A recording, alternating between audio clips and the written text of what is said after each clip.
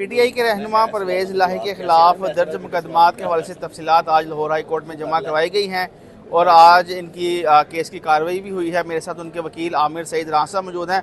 आमिर साहब, पहले तो ये बताइएगा कि परवेज़ इलाही पर पूरे पंजाब में कितने मुकदमात दर्ज हैं इस वक्त? अभी तक तो जो रिपोर्ट अभी मैंने देखी है, मेरे ख्याल 33 के करीब FIR वो कहते हैं रजिस्टर्ड हैं जो पुलिस की तरफ से हैं। बाकी FIA की, एंटी करप्शन की वो ऑलमोस्ट कोई 18 से 20 में हैं।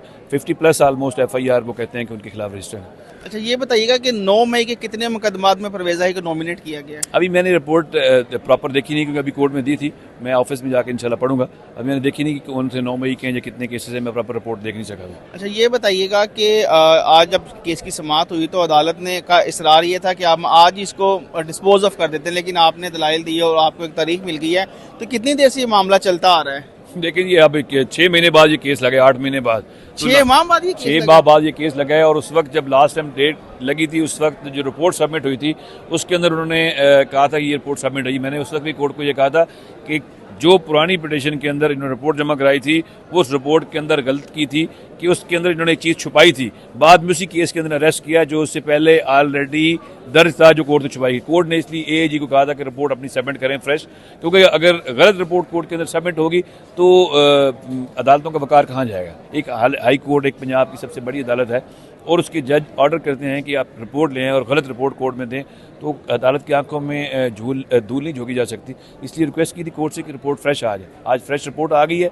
तो इंशाल्लाह नेक्स्ट डेट के ऊपर हम उसको पढ़ के प्रॉपर कोर्ट कोशिश कर लेंगे। अच्छा, आपने कहा कि आपकी रिपोर्ट मांगने के अलावा और भी बड़ी प्रेयर्स हैं, तो वो क्या क्या क्या क्या मांगा? डिफरेंट उसके 3-4 थी उस वक्त की। उनके खिलाफ अगर कोई ऐसी FIRs हैं, उनकी FIRs की कॉपीज भी प्रोवाइड की जाएँ और साथ ही साथ रिपोर्ट के साथ कोई ऐसी, क्योंकि FIR दे लेते हैं कि FIR है, लेकिन FIR जब मांगने जाते हैं वो कहते हैं FIR हमारे पास अवेलेबल नहीं है।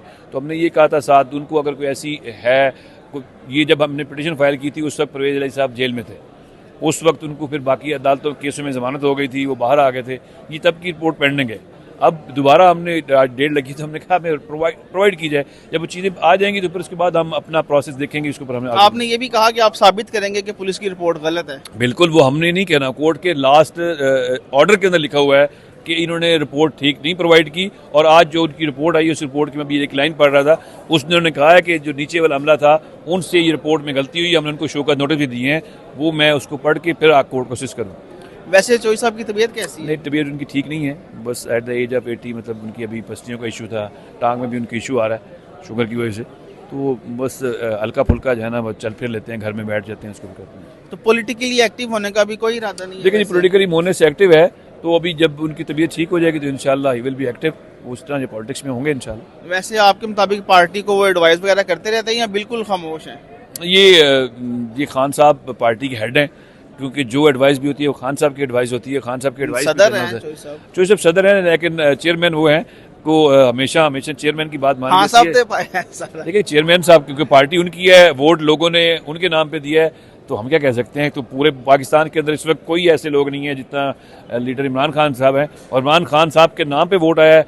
तो जब उनके नाम पे वोट आया है तो फिर वो आपको पता है कि उनके हुक्म चलना है, उनके मुताबिक चलनी चाहिए। अपनी कोई एडवाइस, इतने सीनियर सियासतदान 2-3 मरतबा वज़ीर आला रह चुके हैं, तो वो देखिए नहीं, मोनिस से मांगते हैं, मोनिस उनसे डिस्कस कर लेता है, क्योंकि मोनिस कमेटी के अंदर होता है, उसके अंदर वो डिस्कशन हो जाती है। तो जो एडवाइस मांगते हैं तो एडवाइस देते भी होंगे वो, लेकिन परवेज़ साहब रेस्ट कर रहे हैं। अच्छा, ये बताइएगा कि ये जो परवेज़ इलाही के ट्रायल कोर्ट में केसेस चल रहे हैं, इनमें क्या हकायक हैं, क्या है? वहाँ पर हाजिरी माफी आ जाती है, केस आगे नहीं बढ़ पा रहे वो। देखिए, उनकी अगर मेडिकली कंडीशन ठीक ना हो तो कोर्ट के अंदर परमिशन होती है कि बंदा नहीं पेश हो सकता, तो ज़रूरी नहीं है कि उनको पेश करके उनको आपने एम्बुलेंस पे लेके आना है।